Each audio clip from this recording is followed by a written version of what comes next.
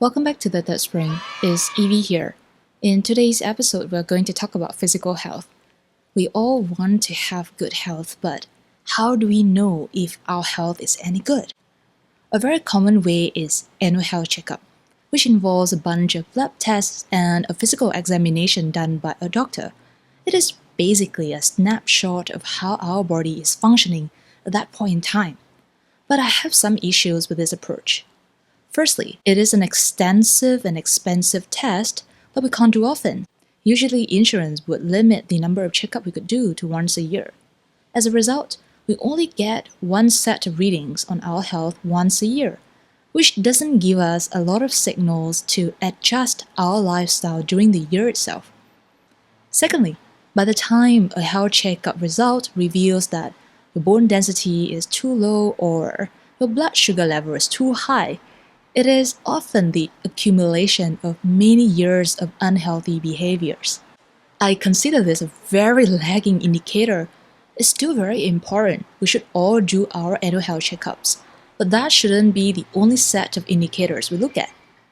What we need is something that gives us objective signals much earlier so that we know if we are on track, something like body fat levels and VO2 max. Why these two, you might ask? Let's take a look at them one by one. Body fat levels matters because too high a body fat percentage often means too much visceral fat. It's a type of fat that surrounds the organs in our abdominals. It is the kind of fat that you can't really see. Too much visceral fat is the real evil here. Do you know that they are actually biologically active? They aren't just sitting there in the storage. They release hormones and inflammatory chemicals. They can interfere with how our bodies process insulin, which can lead to insulin resistance and type 2 diabetes. They also put you at a much higher risk for high blood pressure and heart diseases. Keeping your body fat percentage in the healthy range is key to long-term health.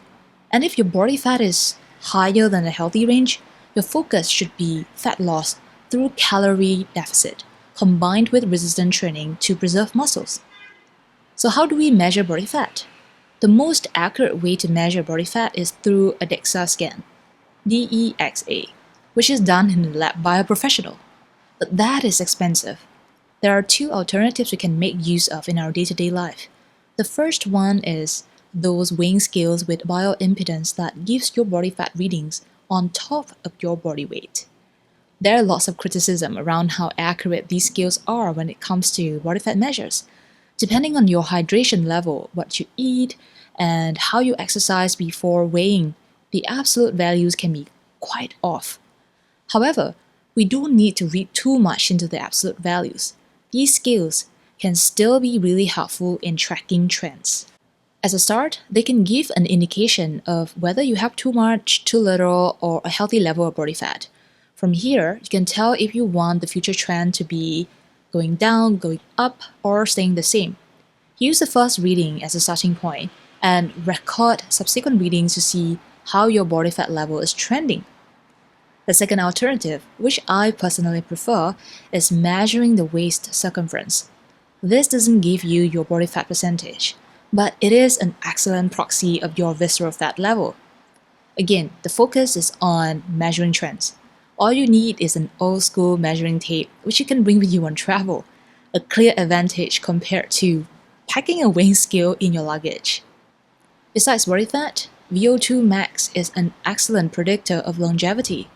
VO2 max is the maximum amount of oxygen the body consumes during high-intensity exercise. In other words, it measures how much hard work your body can do. If you have a higher VO2 max, that means your heart and lungs are more effective at supplying blood to your muscles, and that your muscles are effective at extracting oxygen from blood. Increasing your VO2 max reduces risk for heart disease, diabetes, cancer, and stroke. I don't want to be a bearer of bad news, but VO2 max declines with age. After the age of 25, it tends to decrease by 10% every decade, so we gotta work hard to keep it up. Similar to body fat level, VO2 max is measured the most accurately in a lab, but many smartwatches have decent tracking of VO2 max that is good enough for the average person. For us couch potatoes, what we want to see is an upward trend over time. I can hear some of you asking, are you sure our physical health can be boiled down to just these two metrics? And this is a very fair question. Our physical health is definitely much more than body fat and VO2 max, but these two metrics are very helpful in creating specific, measurable, and time-bound goals. It is more actionable to aim for a 2% reduction in body fat or a 2% increase in VO2 max over 3 months than aiming to have better health in general. Moreover, these two metrics are correlated. Improving body composition helps improve VO2 max, and in the process of improving VO2 max, the exercises you do can help to reduce fat. That means you can choose one metric to focus on, and you will still reap a ton of benefits. If you're someone who is motivated by visual progress, such as seeing how your body gets toner with less fat, choose body fat as your leading metric. If you're someone who prefers to measure your progress through energy level and performance, VO2 max could be a good choice for you. And now I have something to confess. These two indicators, while excellent for goal setting, can only give medium-term signals. Meaning, don't panic if you see your readings worsen after a day, a week, or within the month, especially body fat readings on weighing scale for ladies.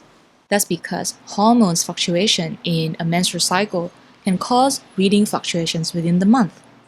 You might need around 1 month of daily data collection to establish a trend.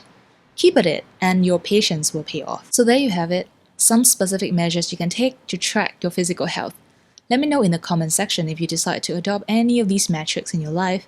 Thank you for tuning in. Till we meet again. Meanwhile, live well and pursue your why.